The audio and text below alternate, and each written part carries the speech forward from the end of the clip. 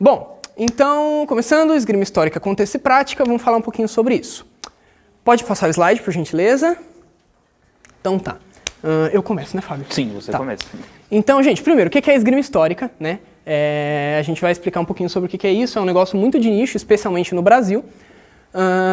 Internacionalmente, o nome é RIMA, Artes Marciais Históricas Europeias, porque é de onde vem o conceito, né? Então, basicamente, seria a ideia de você estudar artes marciais que existiram na Europa e não existem mais, né?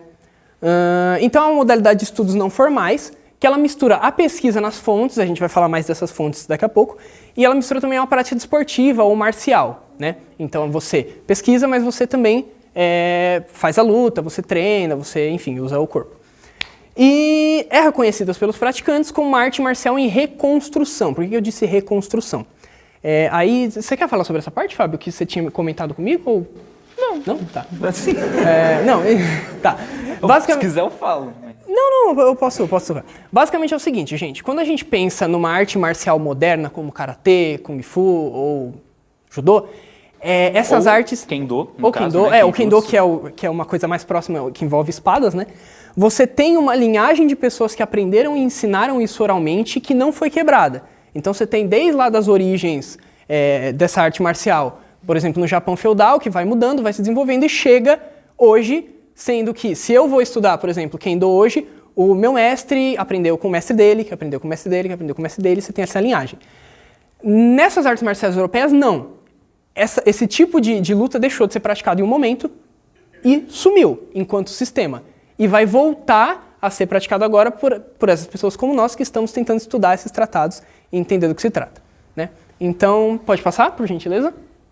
Fábio, se você quiser me comentar alguma coisa, me interromper, fica à vontade. Não, tá? beleza. Aí... Eu não lembro como a gente combinou. Você quer falar do lado? Você quer que eu fale? Fica à vontade, faz essa, aí depois eu falo. Beleza. Tá bom. Gente, então, de onde que a gente tira essas artes que a gente tenta reconstruir? A gente tem nosso querido livro, tem vários livros, mas é que a gente escolheu se especializar em um.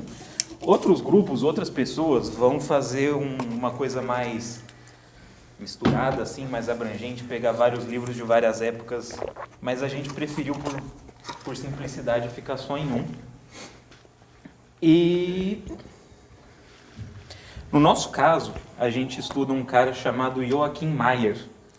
Ele era o... Cuteleiro. O que ele era? Cuteleiro, fazia faca. Eu lembro que o pai dele era fabricante de papel. Ele era um cuteleiro e aí ele foi contratado por um nobre para escrever um livro sobre esgrima com espada longa, no caso, espadas aqui, parecidas. depois a gente vai mostrar para vocês. Igual a essas, mas parecidas. E depois ele escreveu esse que a gente usa, que é um que tem um apelo mais popular, digamos assim. Ele literalmente desenha as coisas. Está literalmente desenhado as técnicas. Então é daqui que a gente tira. Especificamente. Show. Mais alguma coisa? Bom, então assim, os tratados eles estão em contextos diferentes e épocas diferentes. A gente vai falar mais disso lá na frente. E assim, essa rima esgrima histórica, né, ela existe no mundo inteiro, especialmente, claro, na Europa e nos Estados Unidos, mas está crescendo cada vez mais na América Latina, né?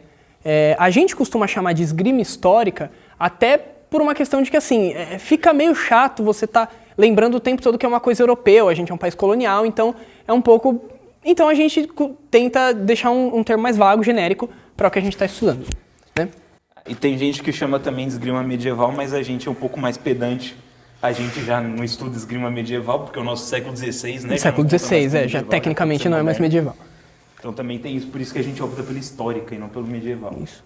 Essas fotos que a gente está mostrando para vocês são fotos que a gente tirou aí na nossa prática, essas eu acho que são de 2019. E claro, a esgrima histórica ela é diferente de outras coisas que envolvem espadas ou coisas parecidas com espadas. Então você tem o swordplay, que é aquele jogo que envolve as espadinhas de espuma, não sei se vocês já viram.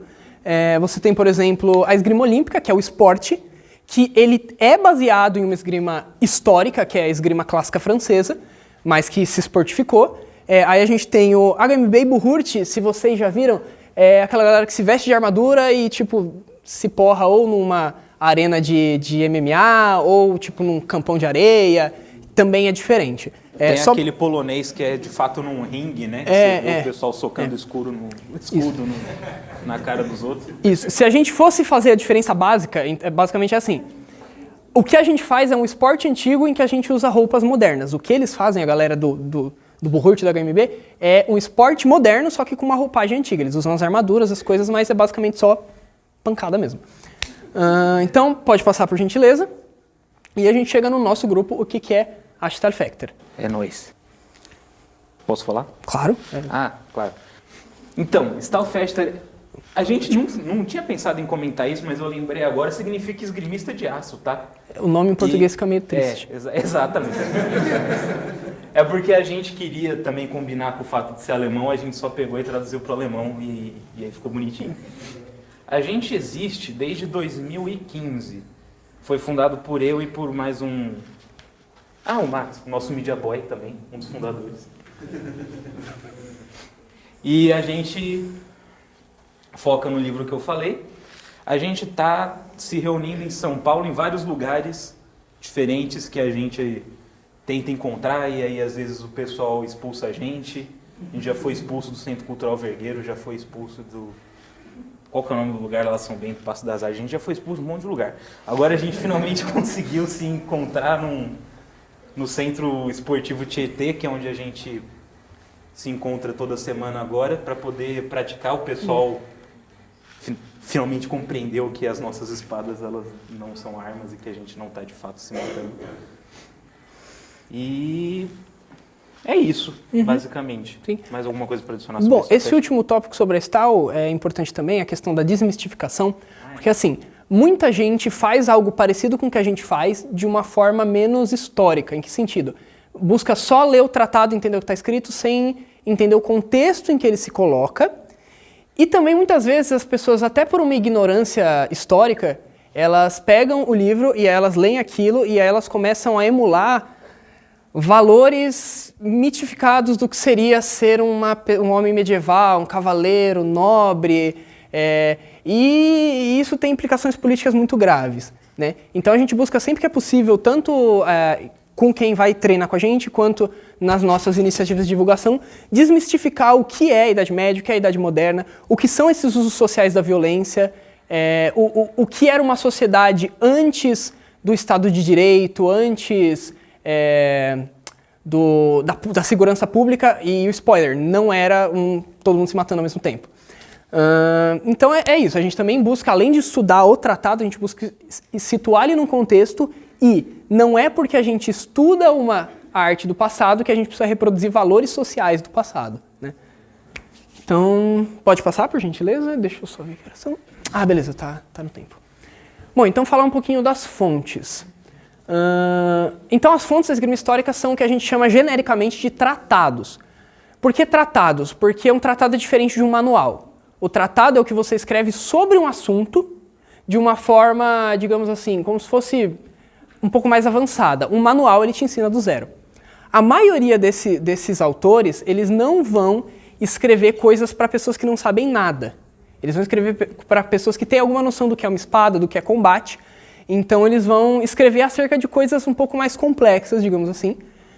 Só vai ter manual de esgrima no sentido mais, assim, um negócio que você, do zero, você pega o livro, lê e aprende lá para o século XVIII, XIX, quando começa a se padronizar o combate militar. E aí você tem manuais de sabre, manuais de espadim, em que você ensina o soldado a lutar, tipo, você pegou a espada, como que você pega a espada, como que você anda, como que você faz tal coisa. Mas até, inclusive a época que a gente estuda, 1570, ainda é um tratado. Ele é um pouco mais detalhado, esse que a gente estuda, só que ainda assim tem muitas coisas que ele assume que você sabe. Então, por exemplo, ele assume que você sabe qual que é a postura, ele não mostra ela em momento nenhum. Assim, ela até tá nas ilustrações, mas ele não fala como ela é. Mas a gente vai, através de uma pesquisa cruzada, entendendo como isso funciona. Outra coisa importante, esses tratados eles falam de vários sistemas de combate. Sistemas de combate que vão desde, por exemplo, a espada longa, até armas menores, armas maiores e até combate desarmado, né? E aí é interessante entender, por exemplo, que o combate desarmado no medieval geralmente significava até derrubar a pessoa no chão. Porque depois disso, geralmente, você vai puxar a faca e vai terminar o que você começou, ou a pessoa vai desistir. Não existe muito soco. Porque isso é interessante, não existe muito golpe desarmado, é mais tipo pegar a pessoa e derrubar ela. Porque aí você meio que venceu. Posso comentar também? Claro. Só também para falar como que é a diversidade, no próprio tratado que a gente estuda, que é um tratado só, a gente inclui espada longa, a gente inclui Dussac. Dussac é tipo uma chapa de metal que corta. Imagina um facão Tem maior. Fio, um facão gigante. Tem bastão, que é só um bastão. Tem punhal, que no caso punhal a gente imagina que é tipo uma faca grande, não é? É desse tamanho aqui. É um espeto. É grande o suficiente, que é feito para você furar assim no pescoço e chegar até o coração. É um negócio bem brutal. Tem alabarda, tem rapieira também. Rapieira, no caso, a espadinha de uma mão, que é mais parecido com a esgrima olímpica. Alabarda é tipo um bastão que tem uma lança e um machado. Alabarda é machado e lança junto. É isso e o pique, que é a lança gigante militar, que tem ali seus 5, 6 metros. 5 metros. Que aí é realmente uma arma só militar, não faz sentido você usar isso contra uma outra pessoa. Porque você não vai andar com isso na rua. Exatamente. Essa questão. Exatamente. Não, uma coisa que se fala pouco sobre essa questão de armas é o quão importante era no contexto civil você ter uma coisa que dá pra carregar. Ah, não, eu quero uma arma grande, então eu vou pegar uma lança gigante. Beleza, como que você vai entrar com isso? No açougue, na padaria, na missa? Sim. Então, tipo, você carrega uma espada. Por quê? Porque dá pra carregar. É a mesma diferença também que, por exemplo, uma pistola e um fuzil. Um é uma arma de guerra, realmente, para esses usos. A outra é uma arma mais, sei lá, civil, assim. Talvez uma galera nos Estados Unidos discorde, nos Estados né? Unidos, por exemplo, mas são contextos diferentes. Mas, beleza. Uma coisa que a gente esqueceu de comentar, gente, esse parênteses aqui. Como que a galera acessa esses tratados? A galera vai lá nas universidades profundas do meio da Europa para caçar na biblioteca os tratados em manuscrito pergaminho? Não. Esses tratados têm todo um esforço de digitalização e facilidade de acesso para eles. E uma coisa que a gente sempre gosta de falar quando a gente fala disso é a Wikitenauer. A Wikitenauer é como se fosse a Wikipédia de esgrima histórica. Então ali eles têm um catálogo de todos os tratados que se conhece e muitos já estão escaneados, digitalizados, alguns até transcritos e traduzidos do seu original, principalmente para inglês, né? É igual a Wikipédia, é Creative Commons, a galera vai, faz o trabalho e coloca ali para o acesso de todo mundo. Além disso, também tem publicações, tem alguns que ficam mais famosos e são publicados. Um exemplo é o nosso, que foi traduzido por um acadêmico, e depois a gente vai comentar, e foi publicado em formato de livro impresso mesmo. E aí é até mais fácil, você tem um acesso melhor, né? E por último, esses tratados eles não foram produzidos por um uso só. Só para dar um contexto, esses tratados, a gente tem eles mais ou menos sobreviventes do século XIV até o século XIX. Nesse meio se produziu tratado de muita forma para muita coisa. Então você tem, por exemplo, tratado que é quase um monte de pergaminho rabiscado com os desenhos mal feitos e um texto escrito que é só tipo assim, o mestre de esgrima ele vai levar para quando ele não tiver você dar uma lida para lembrar do que ele te ensinou. Inclusive em versos, às vezes, né? Inclusive, às vezes, em versos não de uma forma descritiva, mas uma coisa meio artística mesmo, com aqueles desenhos mais medievais, os carinha... Sabe aqueles desenhos medieval que todo mundo... Com aquela cabeça, uns bonequinhos assim e um poeminha. E aí vai mudando também. É legal de você observar essa mudança através das épocas. E aí você tem tratados que são muito, muito luxuosos, de tipo assim, 3 volumes... com fio de ouro, com encadernamento de cor e tal, que eram muito mais itens de status do que realmente uma coisa que a pessoa usa para aprender. A pessoa tinha... Porque vamos lembrar, né? Nessa época ter um livro já era muito top. Você ter 4 livros e um deles é um livro de esgrima ricamente ornamentado, você é basicamente o Jeff Bezos. Então, assim, fazendo uma generalização muito grande, né? Outra coisa assim, só para comentar, gente. Daqui do grupo, de quem está aqui, eu e o Fábio, nós somos historiadores, mas a gente entende que existe uma necessidade de fazer uma generalização quando a gente vai falar disso. Se a gente fosse pesquisar cada assunto rigorosamente a fôlego, a gente ia demorar 20 anos para fazer qualquer coisa. Então, assim, quando a gente está expondo, a gente faz umas piadinhas, dá uma generalizada, não leve muito a sério quando a gente fala, porque você tem um livro na Idade Média, é mais uma generalização para passar a ideia, né? Assim, só para ler aquela palavra ali, fact book, que significa livro de esgrima ou livro de combate. Pode passar, por gentileza? E aí a gente passa para alguns exemplos desses tratados, algumas imagens, em diferentes épocas e contextos, para falar um pouquinho dessa variedade, né? Pode passar, por gentileza. Esse primeiro, como o Fábio falou das imagens medievais assim, ele é o tratado mais antigo que sobreviveu, exceto se a gente for levar em conta um manuscrito que está meio rasgado do Império Bizantino, que fala sobre luta corporal, que seria tipo luta greco-romana. Mas esse é o mais antigo que está assim, em bom estado, que é o MS-33, ou Walpurgis, que é mais ou menos de 1320, e ele vai te ensinar o uso da espada e do broquel. Então, uma espada de uma mão e o broquel, que é um escudo pequeno. Uma coisa curiosa desse tratado é que os personagens que aparecem nesse tratado são um padre e uma freira. A freira é a tal da Walpurgis, o padre ele não tem nome, e ele está ensinando a freira, no começo é um menino e depois vira uma freira. Ele está ensinando essas pessoas a se defender, né? Esse é o mais antigo que a gente conhece, assim, que está em bom estado, que está, realmente tem quase toda a sua integralidade do texto preservada. Pode passar por gentileza, lembrando, se quiser comentar alguma coisa. Aí a gente tem o Fior di Battaglia, que tem mais de um manuscrito, mas a gente pegou especificamente o Ludwig X 1513. Esse é de mais ou menos 1400, 1404, de um autor italiano chamado Fiore de Liberi. E esse tratado ele tem muitas coisas interessantes. Ele é um tratado da Baixa Idade Média, aliás, todos os tratados que sobreviveram são da Baixa Idade Média. Não dá para saber se não tinha tratados antes ou se eles só não chegaram existentes até aqui. O livro do Fiore, ele mostra um contexto de uma época, e até do seu autor, que é muito diferente do que a gente estuda. O Fiore ele era um nobre, baixa nobreza, e ele era um condottiero, ele era um capitão de mercenários. Então tudo que ele ensina no livro é muito assassino. A gente até brinca, porque a gente na Stal estuda uma esgrima que seria alemã, e essa esgrima italiana, a gente chama quem estuda isso de italiano safado. Porque são coisas feitas para serem muito eficientes num contexto em que você precisa matar ou morrer. Então, por exemplo, a gente tem essa peça aqui. Essa peça aqui é mais ou menos o seguinte. Fábio, você demonstra comigo? Basicamente o seguinte. Então, as pessoas estão lutando, e aí o Fiore vai dizer que você chegou num bind, ou basicamente você encostou as espadas meio perto. E aí ele vai falar o seguinte, o que você faz aqui? Ele vai falar, você tira a sua mão da espada, e ele está fazendo pressão, né? Então minha espada vai correr um pouquinho, eu uso o meu outro braço para controlar o braço dele e quebro os dentes dele. Vocês entendem que não dá para fazer isso, né? E assim, isso a gente até consegue simular porque tem as máscaras de esgrima. Agora, tem uma peça do Fiore que é literalmente, ele faz isso, as espadas sobem, e aí ele escreve textualmente, então eu vou chutar a sua virilha e o objetivo disso é causar muita dor. Então assim, isso em verso, em poesia. E aí tem a fotinho do cara com o pezinho, assim, é uma coisa ótima. A fotinho. Isso. Os italianos só fazem o fatality de Mortal Kombat. É verdade. Entre outras coisas, no combate de armadura, ele tem uma alabarda, uma arma que ela é oca por dentro, na ponta, e ela tem um pó cáustico que ele bate e joga no visor da pessoa para queimar o olho da pessoa, para a pessoa não poder mais lutar. Então, assim, o Fiore ele tem suas questões, né? E aí vocês vão ver quando chegar no tratado que a gente estuda, que é um contexto muito menos militar, então muito mais, tipo, certas coisas não pode fazer, porque, você tem que ter honra.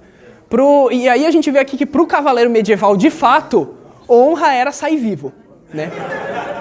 Então, pode passar, por gentileza. Aí a gente tem um códice já de 1550. Eu não vou falar o nome do códice porque esse aqui está muito complicado, mas o nome do livro é Opus Amplissimum de Arte Atletica e foi codificado pelo Paulus Hector Mayer, porque na verdade o Paulus Hector Mayer não era um mestre de esgrima, ele era um tesoureiro corrupto de Augsburg que roubava dinheiro do governo para, entre outras coisas, financiar suas festas e criar e escrever belos livros de esgrima, né? Para contratar escribas, artistas, entre outras coisas. Isso é verdade, gente, a gente não está brincando não. Ele, inclusive, depois de descobrir, ele foi enforcado. Mas ele deixou o tomo mais ricamente ilustrado, que é esse aqui. A gente trouxe duas imagens que são bem características do quanto de coisa diferente tem nesse livro.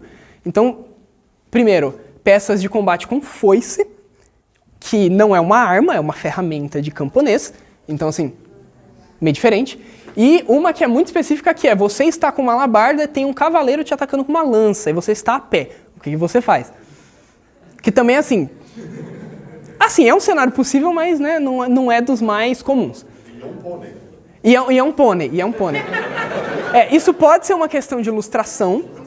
Isso pode ser uma questão de que... Tem alguns estudos que eles vão argumentar que o cavalo medieval, em geral, era um pouco menor do que o cavalo contemporâneo. Mas, enfim, pode ser também uma questão de ilustração. Nem sempre as proporções estão boas, gente. Quanto mais para a Idade Média você volta, mais as proporções ficam estranhas. E não é porque a galera não sabia desenhar.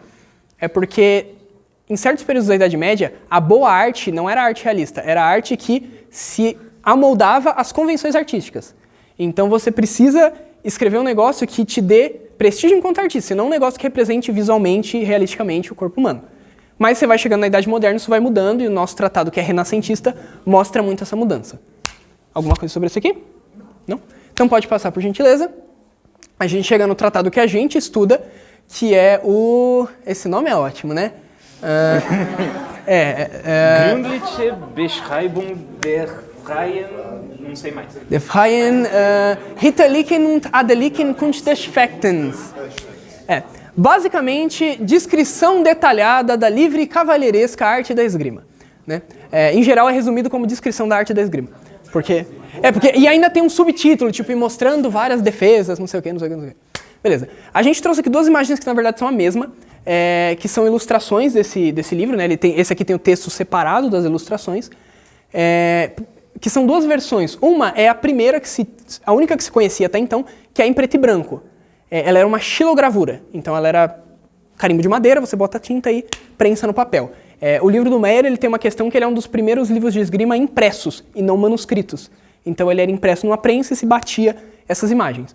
Só que se achou recentemente, acho que em 2018, não tenho certeza, uma cópia que tem as imagens coloridas. Elas foram coloridas depois, alguém comprou e pediu para colorir as imagens, então é a mesma imagem, só que com toda a questão da cor. Uma coisa legal para falar desse tratado, deixa eu só ver o horário, gente. Tá tranquilo. É o seguinte, vocês percebem que assim, a paisagem é muito viva, né? Isso não é uma paisagem real, tá? O Meyer, ele vivia em Estrasburgo. Estrasburgo, até onde eu me recordo, não é exatamente um palácio romano. Só que, qual que era o negócio? Esse é um livro renascentista, de 1570, e isso é um cenário idílico. Então, tudo que está acontecendo ali é ilustração, né? Muitos mestres de esgrima, ou eles colocavam uma coisa sem fundo, inclusive tem um livro anterior do Meyer, que são só as duas pessoas num fundo branco, ou eles colocavam uma imagem assim, genérica. O Meyer, ele coloca essas ilustrações para dar até agregar valor artístico ao trabalho, né? Então não são lugares reais. Inclusive tem algumas que tem um cachorro, tem uma que, se eu não me engano, tem um cachorro com um capacete, com um elmo, e ele tá parado no canto. Assim. Não, esse daí é um italiano. É um italiano? Tá. O Meyer só tem cachorros normais. Só Posso comentar algumas coisas também? Claro, fica à vontade. Uma das diferenças também de ter separado é que ele é escrito meio como um livro didático. Se você for ler o texto, está escrito golpe tal, faça não sei o que, ver imagem F. Aí vocês podem ver que tem aqui o F, está tudo separadinho. E o que é interessante também é que eu acho que talvez, pensando aqui por uma questão de economizar espaço, ele colocou várias técnicas. Sim, na mesma imagem. Então aí, esse daqui é uma das primeiras que ele está descrevendo, mas aí isso daqui é outra e ele especifica, olha no canto superior esquerdo, ali no canto é outra, e aí é várias pessoas fazendo técnicas diferentes. Então tem um bom aproveitamento de espaço para demonstrar essas técnicas. Inclusive, a primeira vez que eu vi um cavaleirinho aqui também. Você viu, Otávio? Eu não tinha visto esse, verdade. Uma coisa, eu falei, as paisagens não são reais, mas as roupas são, tá? Sim. Isso são roupas típicas da Alemanha do século XVI. Bastante tecido, bastante cor, que é uma coisa interessante. Para quem não conhece nada de história medieval, é um choque de história medieval e moderna, mas para quem conhece um pouco, às vezes ainda é um choque, porque assim, é muito vivo e muito...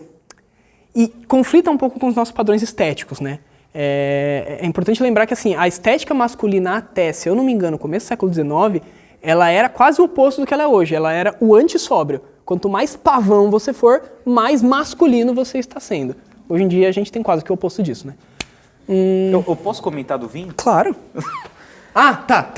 Vai. Só falando em moda também, se vocês forem reparar nessas roupas, eles têm uma parte específica da braguilha aqui que é para eles colocarem enchimento. E aí, quanto maior o seu enchimento, mais másculo você é. Inclusive, chegava a um ponto que os caras, eles colocavam tipo não um cantil, Um odre. Acho que é odre. Pra colocar vinho aqui. Dentro da Aí, tipo, da você tá no baragueira. banquete, você pega assim, quer vinho?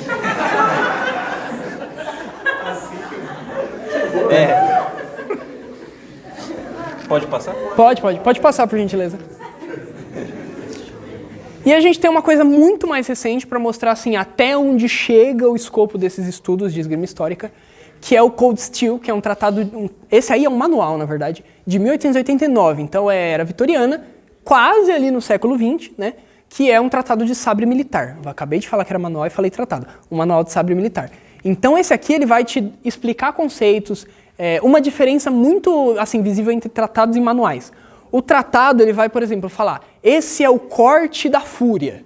E aí o manual ele vai falar, esse é o corte 2. Por quê? Porque o objetivo dele é ser técnico e sintético. O tratado não, o tratado é tipo, tem toda uma mentalidade ali, medieval, renascentista, que vai colocar nome em tudo, né? A gente colocou os ibéricos? Só para comentar depois. Não, a gente não colocou, mas comente. Eu só queria comentar aqui. A maioria dos tratados renascentistas, por umas questões sociais aí da organização da ética marcial, que a gente vai falar um pouco mais para frente, a maioria é de italianos e alemães. Mas tem também tratados portugueses escritos de... Quando que era o Ensinança? Ele não tem imagem, aí não ficou legal de colocar, mas o nome dele, se vocês quiserem procurar, é Livro da Ensinança da Arte do Bom Cavalgar em Toda a Cela. É um livro de combate montada. Oi? Bem cavalgar. Bem cavalgar em toda a cela. Ah. E tem também o outro que é sobre montantes, que são espadas de 2 metros. Mais pra frente você chega nos portugueses como Figueiredo, Figueiredo, que isso. vai ensinar montante, que é uma espada, se vocês acharam essas espadas grandes, as montantes elas são maiores que a pessoa, né? É espada de anime. Na Península Ibérica tem o Raimundo Lúlio também. Não sei se esse é exatamente marcial, mas é um livro de cavalaria. Sim, Mas ele é espanhol, português? Ele é aragonês. Ah, tá.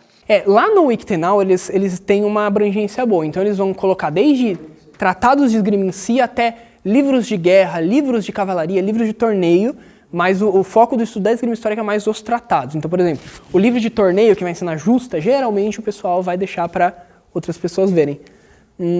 Então acho que nessa parte é isso, pode passar por gentileza. Aí, qual que é o contexto desses tratados e o que a gente vai falar com mais especificidade hoje, já que a gente fez tantas generalizações, né? Então, assim, o contexto principal desses tratados é civil. O que eu quero dizer com isso? A maioria desses livros não era escrita para que você aprendesse a lutar no campo de batalha. Porque lutar no campo de batalha tem as suas especificidades. Ser um ótimo espadachim pode não significar nada numa batalha organizada. Porque você tem uma questão de espaço, você tem uma questão de números, você tem projéteis voando por todo lado. Então é muito mais uma questão organizacional, e daí você tem os livros de guerra, que são livros de estratégia, na verdade, né? Então esses tratados são basicamente civis, eles te ensinam a lutar, tanto num contexto de uma luta amigável, você foi emboscado por bandidos, ou, por exemplo, você está num duelo judicial, que a gente vai falar mais à frente do duelo judicial. Sobre isso, acho que é só isso. A gente vai focar aqui nesse meio para o final da apresentação de slides, num contexto que é a tradição chamada germânica, não é exatamente alemã, porque não existia Alemanha, né? Entre os séculos XVI, aliás, XIV e XVI. É a chamada tradição de Kunst des Fechtens, ou arte da esgrima. Então, assim, a gente vai falar mais disso nos próximos slides. E assim, a gente na STAL, para entender melhor esses tratados, onde eles estão e o que eles significam, a gente busca se respaldar na historiografia, na sociologia, na diplomática, enfim, nas ciências que dão conta dessas fontes. E Posso? por isso... Não, eu ia comentar também que dependendo da edição do livro que a gente usa, que eu mostrei aqui, ele próprio tem artigos antes dele, escritos pelo próprio tradutor, que é o Forgeng, J.L. Forgeng, que ele fala também sobre a questão de como que era feito os torneios e como que foi a vida do autor e essas coisas. Então, assim, a gente busca não só ler a fonte em isolado, mas colocar ela em contraste com outras fontes e com a historiografia para entender melhor o que está acontecendo, né? E, assim, para falar de coisas mais acadêmicas, existe um periódico acadêmico que é dedicado a esse tipo de publicação, que é o Acta Periódica do Elatorum.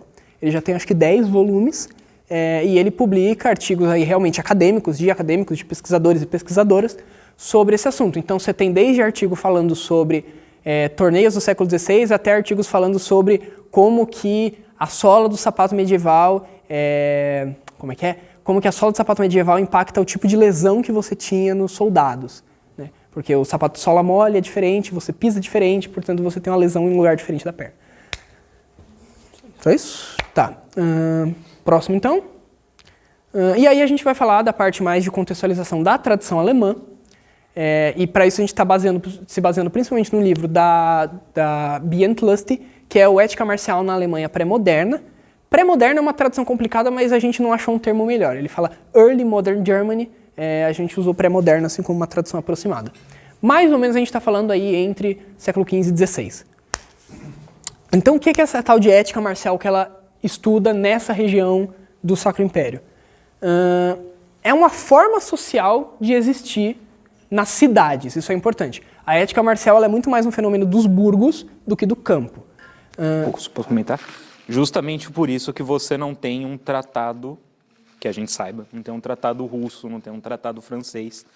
É a questão da diferença de como se deu a urbanização e como se deu transição do feudalismo para uma existência mais urbana, assim, que no sul da Alemanha e no norte da Itália, por causa do Renascimento e tal, já estava mais avançado, e aí já deu mais margem para o pessoal ir criando essa cultura e escrevendo esses livros que, se você fosse um camponês francês, primeiro que ninguém ia te ensinar a ler, e segundo que o nobre não ia querer que você tivesse arma, né?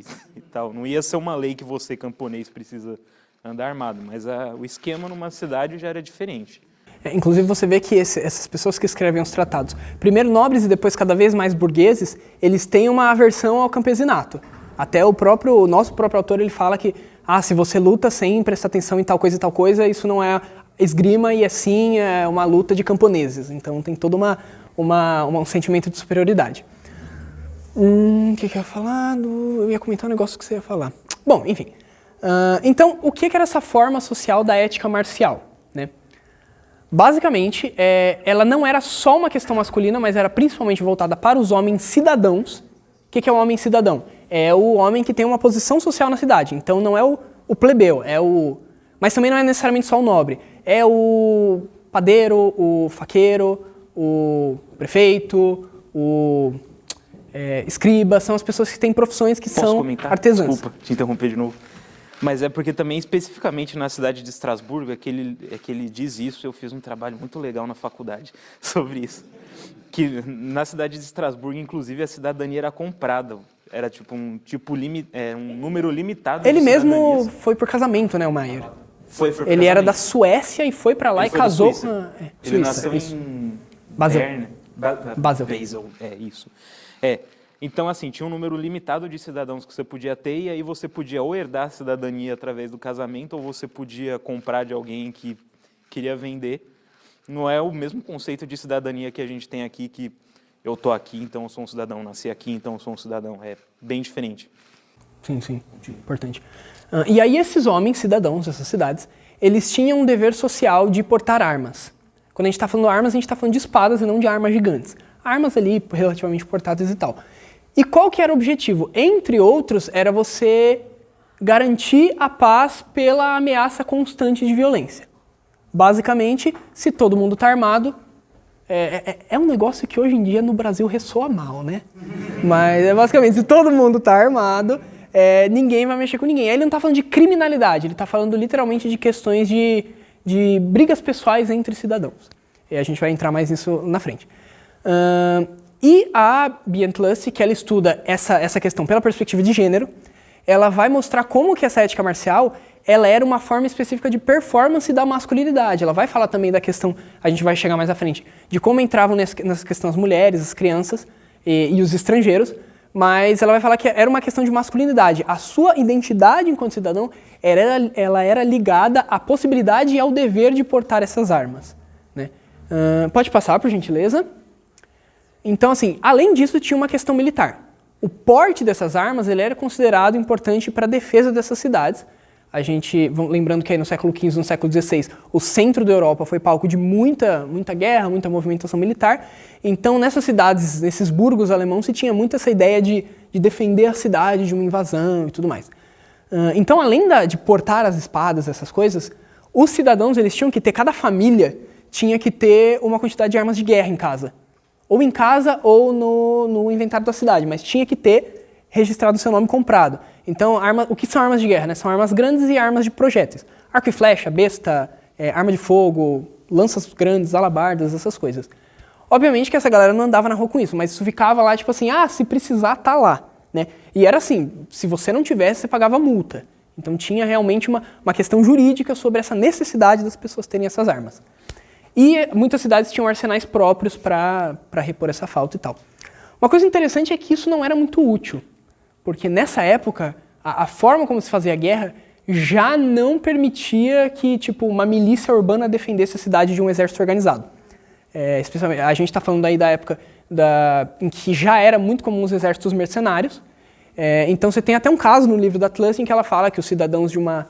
Eu esqueci o nome da cidade, que são invadidos por mercenários suecos, e aí tem toda uma comoção e aí eles perdem a cidade muito fácil e depois ficam tipo, pô, que bosta, esses soldados estão aqui enchendo nosso saco, estão ocupando a cidade. E aí o soldado, como ele é mercenário, ele é super folgado, porque ele não tem uma causa, ele está lutando por dinheiro, enfim. E aí, só para dar uma noção de como que essa questão da masculinidade e o porte de armas pegava muito, isso a gente está tirando do livro da Tlust, tá, gente? Uma das coisas que podia acontecer quando um cidadão cometia uma ofensa grave, então, por exemplo, o cara foi pego roubando dinheiro dos cofres públicos, o cara maltratou uma criança, maltratou uma mulher, um cara agrediu injustamente outra pessoa. Se não me engano, no livro da Tlust também tem um caso de um cara acusando o outro de ser judeu. A gente já falou da questão do judeu. Tem essa questão também da... onde você me acusou de ser judeu. Então... Sim, você tinha muito essa questão da cultura de honra, a gente vai falar disso já já. E aí, um exemplo é que um cidadão podia ser proibido de portar armas. E era uma coisa muito simbólica, porque era muito comum as pessoas estarem com facas como ferramentas nessa época. Então você tinha uma faca com você para cortar alguma coisa, para cortar comida, esse tipo de coisa. Você carregava essa faca com você. Uma das punições era, você não pode mais ter a espada e a sua faca vai ter a ponta quebrada. O que isso simbolizava? Ela deixa de ser uma arma e passa a ser só uma ferramenta. Então, isso era também, simbolicamente, você agredir a masculinidade daquele cidadão. Porque, tipo assim, você não tem mais o direito masculino de portar as armas. Então, existia toda uma questão ali, e a gente pode até pensar em figuras fálicas quando a gente pensa nisso, né?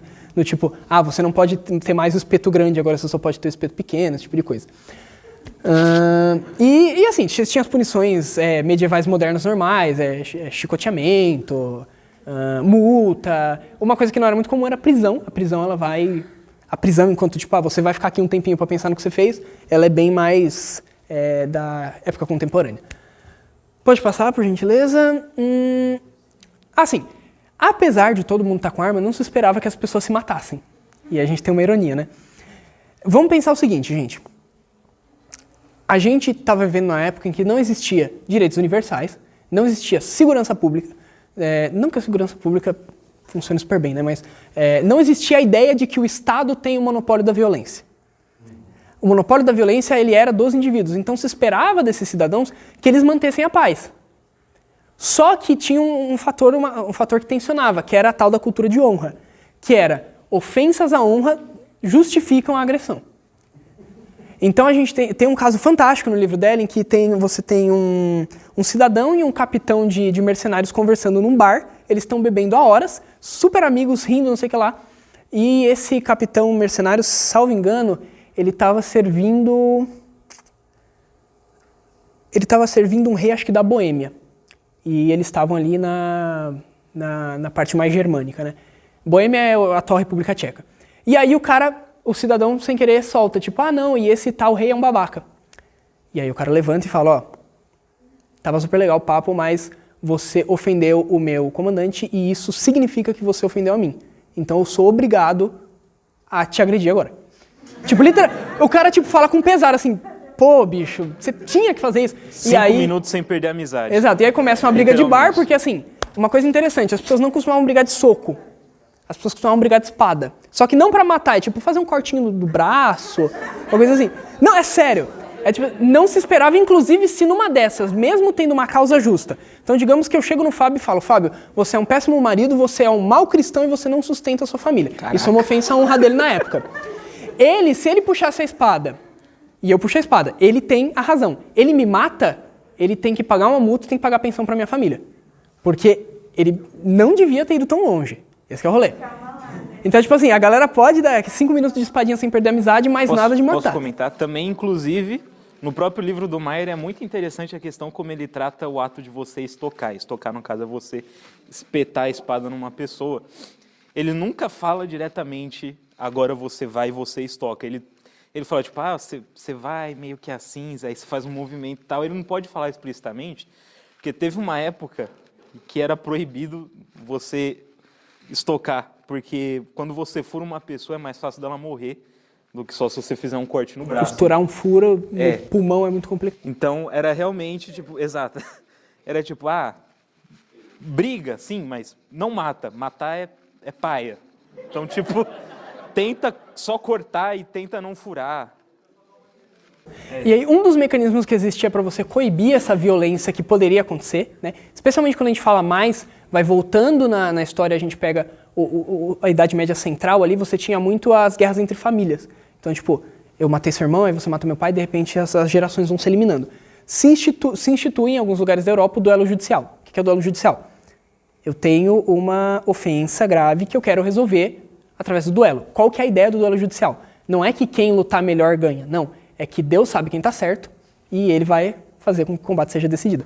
Então, essa imagem que a gente trouxe aqui é um exemplo, está num manuscrito de um mestre chamado Talhofer. A galera se vestia tipo de uma roupa de linho muito justa ao corpo para você não esconder outras armas. Pintava-se a cruz, você tinha às vezes esses escudos de duelo, que são específicos, enormes e tal. Você tinha no lugar, você tinha um representante da lei, você tinha um sacerdote, um padre, alguma coisa assim. Por quê? Porque assim que um cara perder, ele já tem que administrar a extrema-unção ali. Porque o cara vai morrer.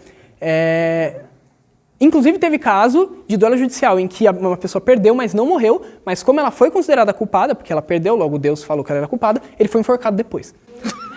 Então era um mecanismo de você coibir a violência. Por quê? Porque se você entra no duelo judicial, você está também ameaçado de perder a sua vida. Então, será que eu realmente quero resolver isso dessa forma? Será que não tem outro jeito? Mas também, inclusive, tinha lugares que você também podia chamar alguém para brigar no seu lugar. É aí que surge sei lá, meio que a posição do duelista judicial profissional, que eu sou um cara que eu... E é aquilo, né? É tipo um advogado, por meios diferentes, mas tipo um advogado. É tipo uma fiança, né? Porque para rico não é crime porque pode pagar, e é por aí. Bom, por último, sobre essa questão da ética marcial, gente, falar sobre as questões de gênero e extrato social. Então a gente falou muito do homem cidadão, né? Esse homem cidadão, então, ele era o artesão, ele era o burguês, que tinha o título de cidadania e tal. As outras pessoas tinham regras diferentes. O homem cidadão era o único que podia portar armas dentro da sua cidade. Se ele vai para outra cidade, ele não pode, porque ele é estrangeiro. A mulher, ela também não pode portar armas, mas se espera do homem uma proteção. Inclusive, você tem, por exemplo, a questão de que... Acho isso até muito engraçado. As viúvas, não é que elas recebiam uma proteção social do Estado, mas é que elas não eram obrigadas a contribuir com o arsenal da cidade. É tipo assim, não, já que você não tem marido, você não precisa comprar 37 trabuco para colocar no... Fica em paz, tá tudo bem. Os servos também estavam numa posição ali de submissão, né? A criança vai depender da idade, se ela for uma criança masculina, ela vai acabar, se ela for da linhagem do cidadão, ela vai acabar em certo momento adquirindo esse status. Inclusive tem um caso de um adolescente que ele... sem querer mata uma serva com um tiro de uma arma que ele achou que não estava carregada, enfim. E tem uma questão interessante do judeu, né? Você tinha muitos judeus na Europa, desde sempre, e desde sempre não, desde a dissolução da diáspora. Tá. Não, a gente já está super encerrando, gente.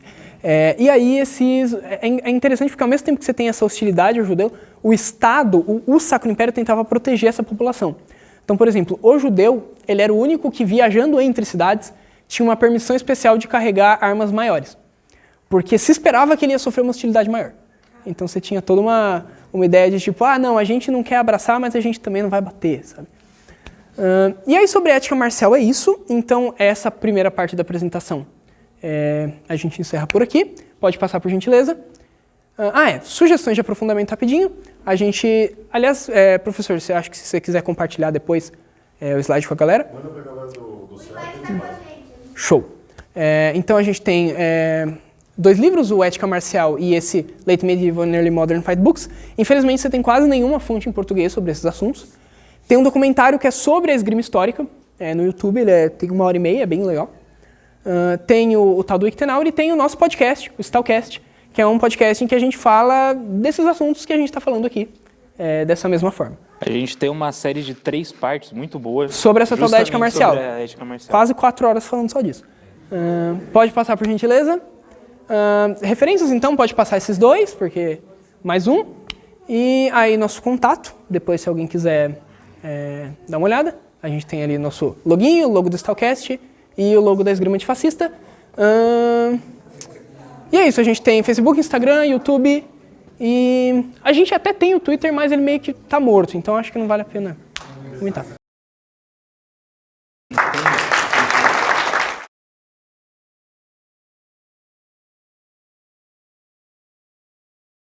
A gente vai colocar o texto original da tradução aqui e o texto em inglês, o texto em português traduzido, ele vai estar do outro lado. E a gente vai mostrar para vocês como ocorre esse processo de interpretação, tá? Então a gente vai interpretar uma peça, a gente vai ler aqui com vocês. Pode passar um, por favor? Posso comentar também? Claro. É muito importante, gente. A gente não é professor, a gente não é instrutor, a gente bate muito nessa tecla. A gente é um grupo de estudos. Então é por isso que a gente está dando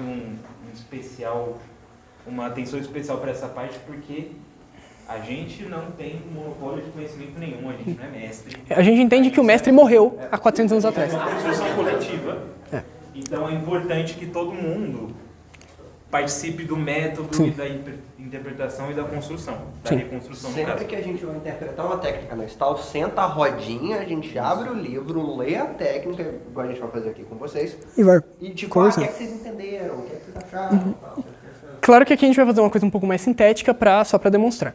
Então vamos lá. A peça, ela tá no... Só para vocês entenderem esse numerinho aqui, quem trabalha com manuscrito vai entender um pouco melhor. Esse livro, ele está sendo organizado como manuscrito. E nessa época você não contava páginas, você contava folhas. Então você tem a folha, número tal, reto e verso. Reto é o primeiro lado, o verso, o outro lado da página. Então está na folha 48, verso, livro 1. Aí beleza, então vamos lá. Uma boa peça com a inversão. A gente vai ler ela primeiro e depois a gente vai minuciar ela, tá? No início, se seu oponente for contra você, então dê um passo e... Não precisa fazer agora, tá, gente? Então dê um passo e corte de tua esquerda. A gente colocou o tua porque ele fala em inglês your and his, e em português as duas ficam sua. E aí fica complicado de entender, então a gente usou o tua. Então, corte de tua esquerda com um fio curto e mãos cruzadas para ou sobre o braço direito dele. Mas com este corte torcido, ande bem na direção dele, inverta tua espada e alavanque-o para baixo para o teu lado direito. Essa é a primeira parte da peça. Pode passar um, por favor? Se ele for para cima com seus braços, de forma que você não possa forçá-lo para baixo, então vá por entre os braços dele com seu pomo por dentro, solte sua mão esquerda do cabo, agarre a tua lâmina e alavanque para cima, como na imagem O. Então vamos desconstruir isso e entender o que a gente precisa saber. Pomo é isso daqui. Pomo é essa parte pesadinha de baixo.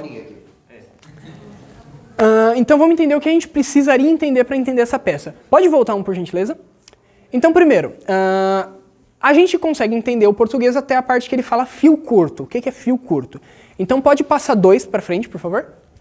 Fio curto no glossário do livro, que o Dr. Forgang muito gentilmente colocou um glossário. Ajuda demais. Quando na parte de fio curto, o glossário fala ver fio longo, aí ele chega fio longo. O fio de... Sem pressa aqui, por gentileza. Claro. O fio de uma arma com lâmina, ele está do lado dos metacarpos, ele fala em inglês knuckles, é difícil de traduzir, o lado oposto à palma, ou seja, o fio é o lado da frente, quando eu estou segurando a minha espada. E o fio curto é o lado oposto. E em algumas traduções é chamada de fio verdadeiro e fio falso.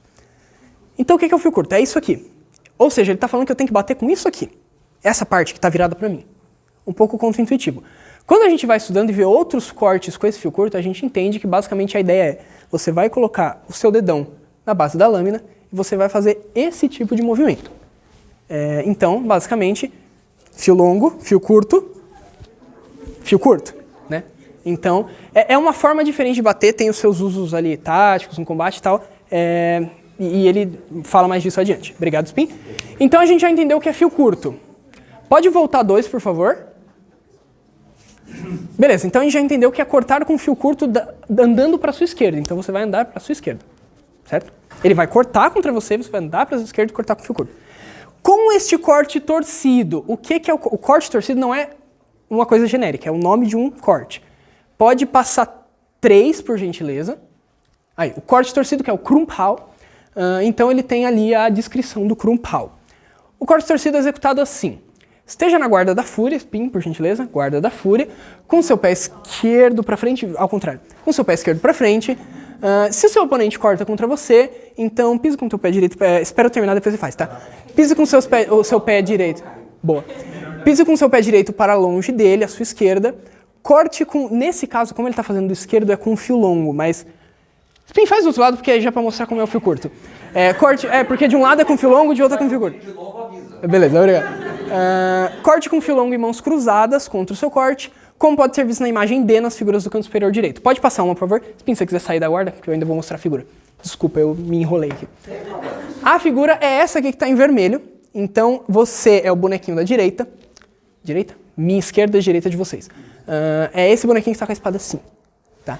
Então, agora, Spin, você pode fazer por gentileza o Krumpal? Fiz errado. Basicamente isso. Ele é como se fosse o para-brisa de um carro. Isso. Só que, vocês percebem que, tipo, sair daqui... É um pouco complicado. Chegar aqui é um pouco complicado? Demora um pouco e a pessoa está cortando contra você?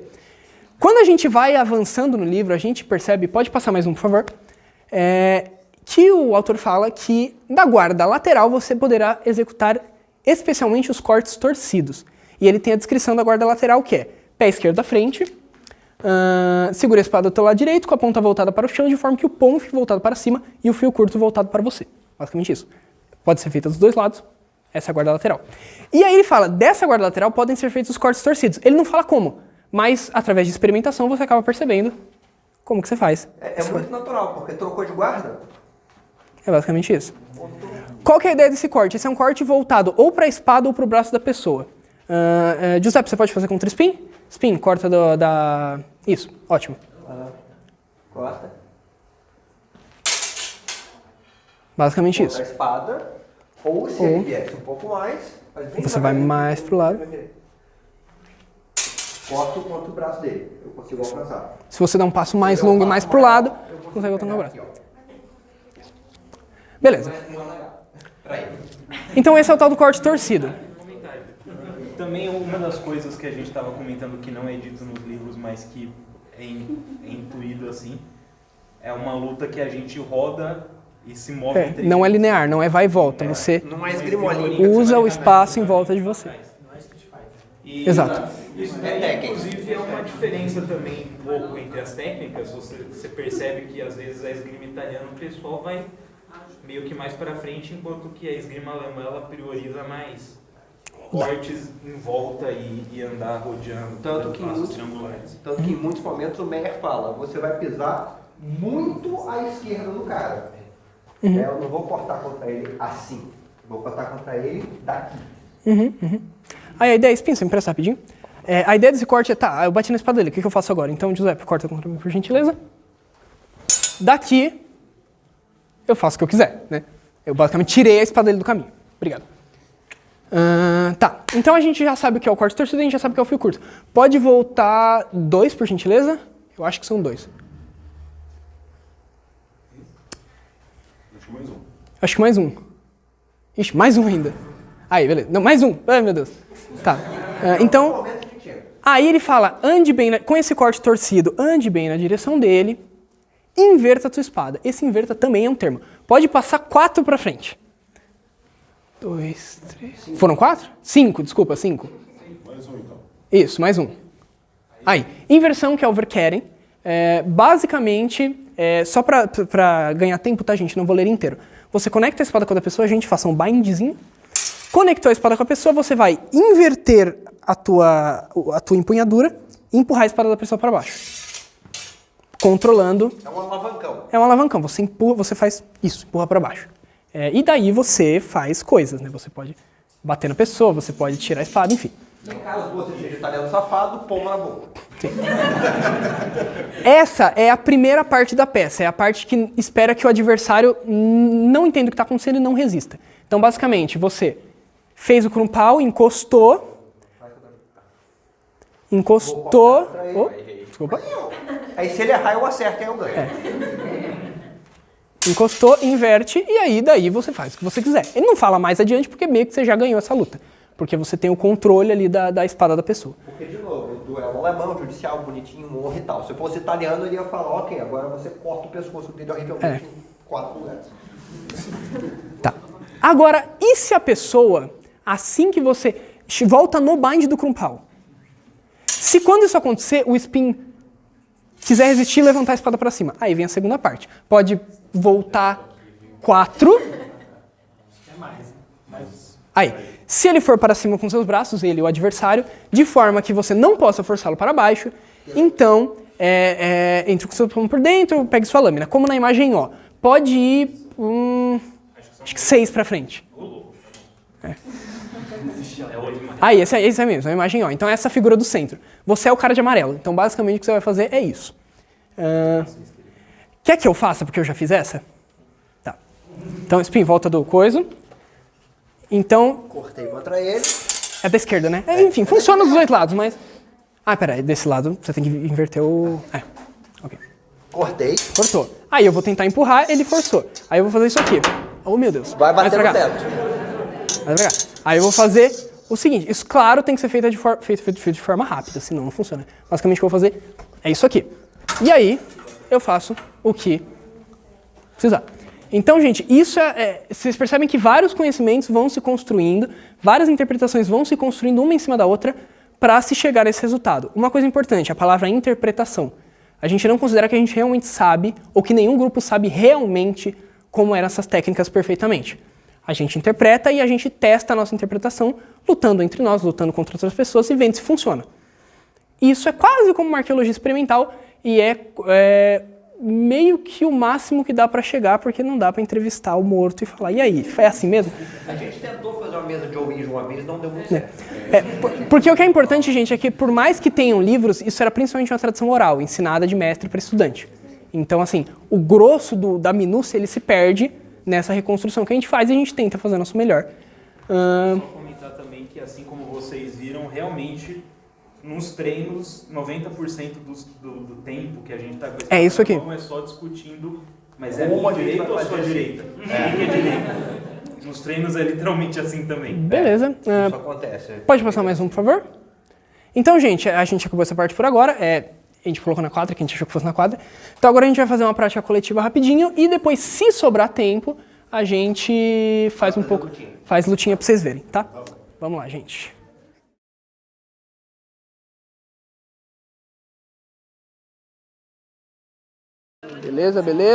Beleza. Tá, então quem vai guiar vocês é o Giuseppe, tá, gente? Atenção ao Giuseppe. Vou começar? Tá, gente. Primeiro de tudo, eu acho que tá meio óbvio onde que é o cabo que vocês vão segurar, é a parte preta. Tá, a gente vai supor que todo mundo aqui é destro, mesmo provavelmente nem todo mundo sendo, porque vai ficar muito mais fácil explicar. A mão direita de vocês vai estar na parte mais superior possível do cabo, e a mão esquerda de vocês vai estar na parte mais inferior possível do cabo. Se acostumei um pouquinho com isso. Uma espada longa é uma arma de alavanca, gente. Se você deixa as mãos próximas, ela perde completamente sentido. Você não consegue fazer a alavanca. Tá. Base? Base. Tá. Seguinte, gente. A gente tá novamente supondo que todo mundo aqui é destro. Todo mundo vai espaçar um pouquinho as pernas, flexionar um pouquinho os joelhos e colocar a perna direita um pouquinho atrás, sem deixar ela cruzar com a perna esquerda. Bem aberto, bem amplo. Exato, a segunda posição feita errada. Tá. A gente vai ver o primeiro corte agora, que é o Oberhau, se traduz como corte de cima. Nomes super criativos. Assim, acho que é um pouco intuitivo que a gente vai começar de cima, tá? E cortar pra baixo. Então, todo mundo segurando a espada do jeito que tá, pra cima da cabeça, não deixa a ponta broxar pra trás, assim, sabe? Tipo, não deixa 45 isso graus. acontecer. A ponta mais ou menos pra cima, tipo 45 graus, sei lá, 60 graus, não deixa totalmente pra cima também. Só mantém inclinadinho aqui. O que a gente vai fazer é dar um passo pra frente e ao mesmo tempo a gente vai cortar pra baixo.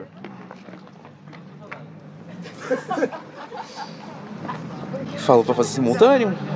Rapidinho. Gente, isso parece bem óbvio, mas tem um ou outro truquezinhos que são importantes. Os dois principais. Primeiro, a gente vai projetar esse corte para frente. O que isso significa? A gente vai estender nosso braço quase até o limite. Um pouquinho menos. Então, projeta, pensa que a sua ponta tem que acertar uma coisa imaginária.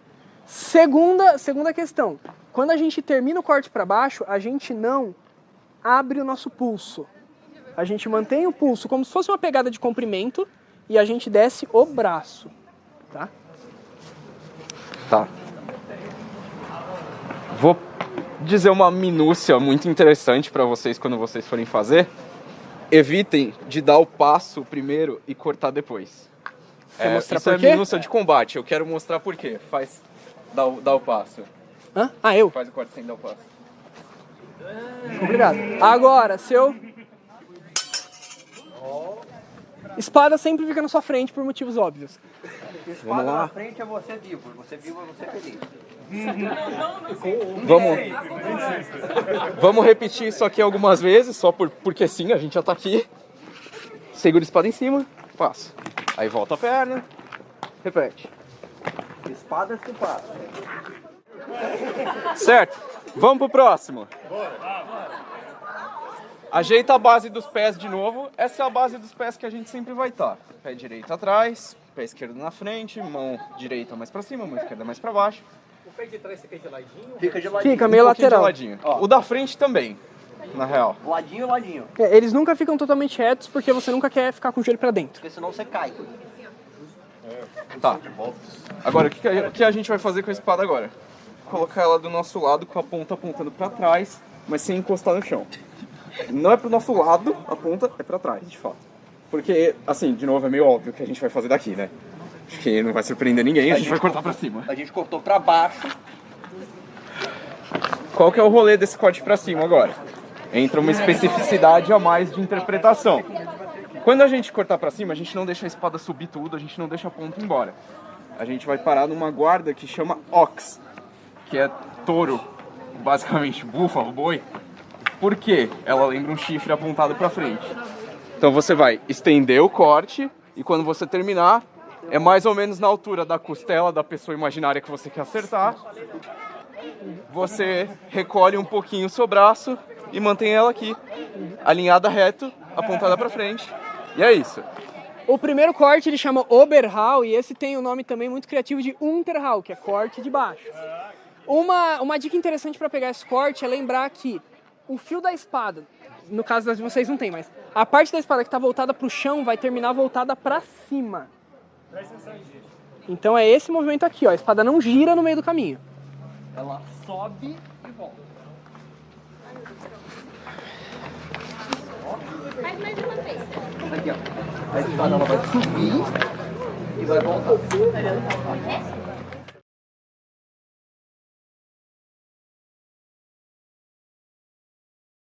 Beleza, gente, só falando um pouco também o que a gente avalia nesse rolê. Golpe com qualidade, vocês vão ouvir eu falando qualidade, que é acertar com o fio, não acertar fraco, não só dar uma raspadinha, não bater com o chato. A gente também vai avaliar onde que acertou, se acertou na cabeça. É que tem sistemas, né? A gente vai usar um sistema, se não me engano, é um sistema suíço, que é o torneio que usam lá na Europa. Tem um torneio chamado Swordfish, se vocês quiserem procurar no YouTube, é bem legal de assistir. E o sistema de pontos aí o golpe tem que ter qualidade, na cabeça vale mais, no braço vale menos, no torso vale médio. E perna geralmente não conta. geralmente nem acerta. E geralmente nem acerta também. Então, preparados, meninos? Lutem!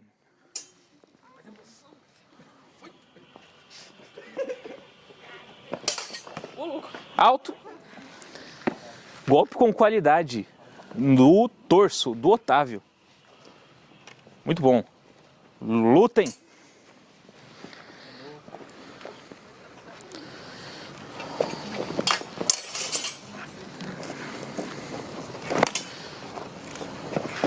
Alto.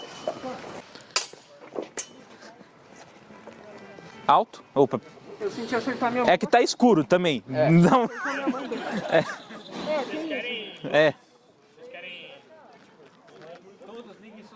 Eu não acho que vai adiantar muito, pra ser sincero. Mas vamos lá. Da sua decisão, mas pra mim ele acertou minha mão com qualidade. É isso mesmo? Bota fé. Boto fé. Então, beleza. Então, ó, também só a gente não é um torneio nem nada, mas só pra gente ter uma noção.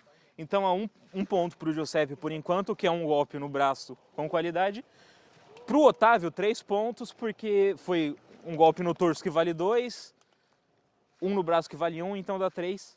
Continuem aí, lutem. Alto. Sentindo a máscara. Então, agora a gente tem uma outra situação problemática, que é o que a gente chama de double, o famoso. Não foi? Foi after. Tá, tem o double e tem o after. O double é quando eles se acertam ao mesmo tempo. Isso daí, dependendo do sistema, só não conta ponto, às vezes você acumula faltas para os dois. Conforme vai subindo as faltas, vão perdendo pontos também, vão subtraindo pontos. Exato. Esse tipo de esgrima, na verdade, o ponto principal é você não morrer. Não tanto você matar quanto você não morrer. Então o fato de você não se cobrir, não se defender, conta como falta, porque não faz sentido. O after, no caso, é quando você acerta e logo depois você é acertado. Tipo, não ao mesmo tempo, mas um pouco depois. Também, dependendo do sistema, você dá o ponto, mas você subtrai um pouco. Então, por exemplo, um golpe na máscara daria 3, mas aí como ele foi acertado também diminui, se não me engano, 1, né? Depende do lugar. Depende do lugar também aí, depende do sistema, mas vamos fingir que é 1.